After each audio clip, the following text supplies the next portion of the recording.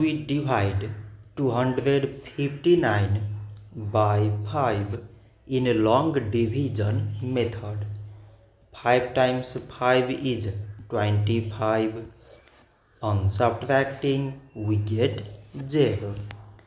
So now we put down this 9 and 5 times 1 is 5. On subtracting, we get 4. So now we have no any other number to put it down. So we take here decimal, so that we put 0. So it is 40 and 5 times 8 is 40. On subtracting, we get 0.